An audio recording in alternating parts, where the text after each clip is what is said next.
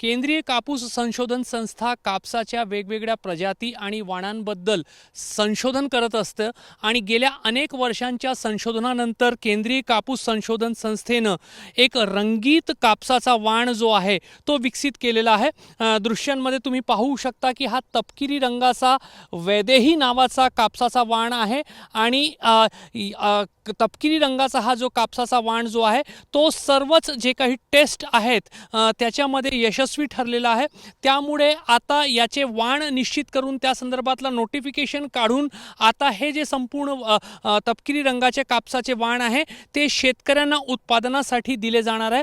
त्यामुळे भविष्यात बाजारपेठामध्ये तुम्हाला अशा पद्धतीचा तपकिरी रंगाचा किंबहुना ब्राऊन रंगाचा कापूस जो आहे तो पाहायला मिळणार आहे। या कापसाचा सर्वात मोठा जो फायदा होणार आहे तो हातमाग उद्योगाला होणार आहे। सोबतच जे काही संपूर्ण टेक्सटाईल इंडस्ट्री आहे त्याच्यामध्येही याचा मोठा फायदा होणार आहे, कारण या कापसापासून तयार करण्यात येणाऱ्या कापडासाठी रासायनिक जे रंग आहे ते वापरण्याची गरज भासणार नाही।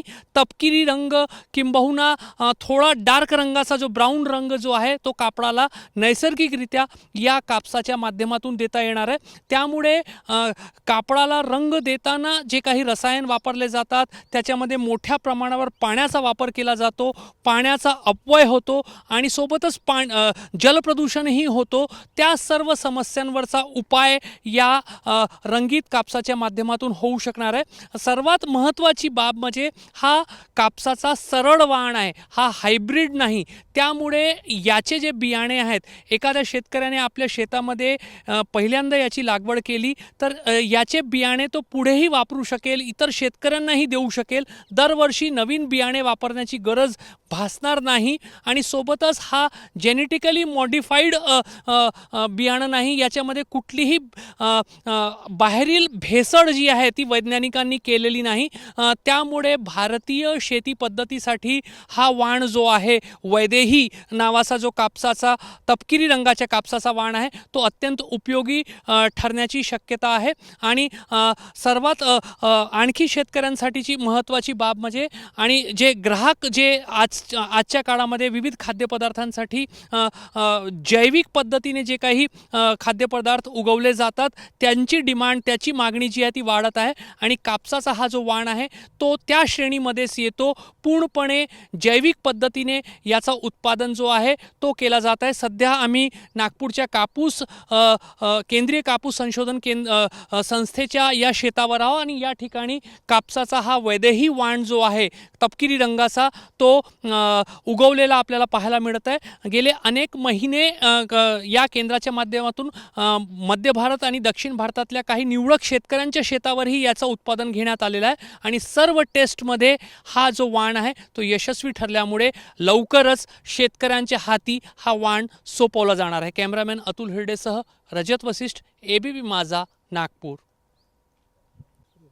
मॅम आपलं पूर्ण नाव आणि पद? मी डॉक्टर विनीता गोतमारे, मी प्रधान वैज्ञानिक केंद्रीय कापूस अनुसंधान संस्थेत कार्यरत आहे।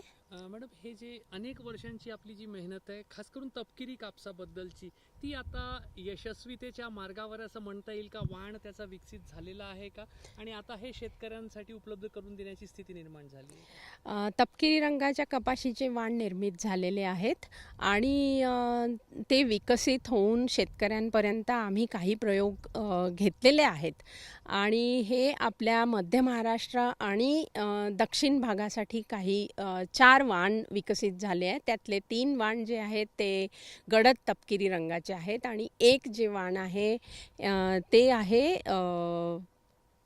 म्हणजे फिक्कट रंगाचा, ते आर्बोरियम देशी वाण आहे ते। आणि हे सगळे वाण जे निर्मित झालेले आहे हे जंगली प्रजातींपासनं तयार झालेले आहेत। जंगली प्रजातींचा उपयोग करून त्यांच्यात संकरण करून मग त्याला स्टेबल करून हे वाण तयार झालेले आहेत। याला भरपूर अनेक वर्ष लागले आहेत. जवळजवळ 25 वर्ष याच्यावर प्रयोग करून, याच्यावर संशोधन करून ही वाण विकसित झालेले आहेत. आणि आज आपण अशा परिस्थितीत आहोत की हे विकसित होऊन नोटिफिकेशनसुद्धा झालेलं आहे. नोटिफिकेशन झाल्यानंतरच आपण शेतकऱ्यांपर्यंत पोहोचू शकतो आणि शेतकऱ्यांच्या शेतावर याचं उत्पन्न घेऊ शकतो. तर आज आपल्याकडे बियाणं तयार आहे आणि आम्ही काही प्रयोगसुद्धा घेतलेले आहेत शेतकऱ्यांच्या शेतावर. म्हणून हा जो तपकिरी रंगाचा जो कापूस आहे, कलर्ड कापूस संदर्भात नेहमी एक थोडीशी वैज्ञानिकांना एक चिंता असायची की रंग त्याचा फिक्का पडतो. मात्र तपकिरी कापूस जो आहे तो त्या टेस्टमध्येही उत्तीर्ण झालेला आहे. हो. तर हे सगळे ह्याच्यावर जे टेस्ट केलेले होते ते सगळे सिरकॉट, आमची एक संस्था आहे मुंबईत, central institute for cotton technology research, ते सिरकॉट नावाचं एक संस्था आहे. तिथे हे सगळे टेस्ट होतात आणि वारंवार धुवून सुद्धा त्या संशोधनात असं आढळून आलं की त्याचा रंग हा जो तपकिरी रंग आहे, गडद तपकिरी रंग, हा फिक्का पडत नाही.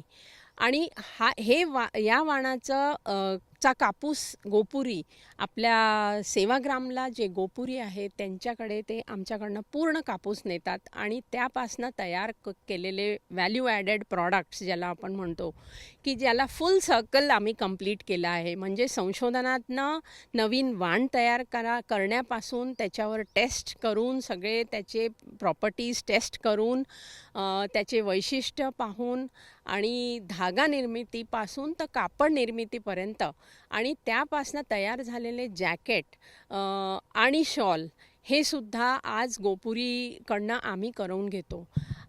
खास वैशिष्ट्य असं आहे या वाणांचं की हे सगळे वाण हँडलूम इंडस्ट्रीसाठी अगदी उपयुक्त आहेत.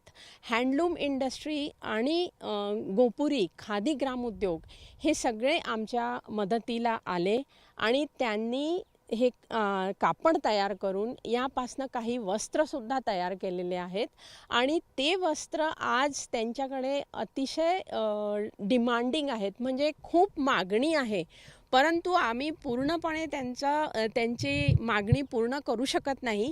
शेतकऱ्यांकडे हा कापूस घेतल्यानंतर, म्हणजे त्यांनी लागवड केल्यानंतर जो कापूस येईल आहे, जास्तीत जास्त कापूस, तेवढी मागणी आपण पूर्ण करू शकू अशी सुद्धा मागणी गोपुरीकडनं आलेली आहे.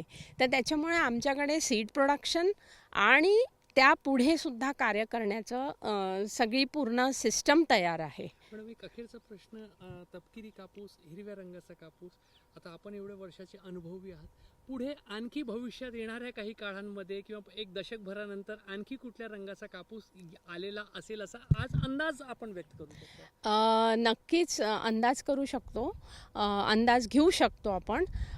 पुढच्या काळात जेनेटिक इंजिनिअरिंग च्या माध्यमातून वेगवेगळ्या रंगाचे चा कापूससुद्धा निर्माण होऊ शकतो आणि त्यावर संशोधन जगभरात सुरू आहे.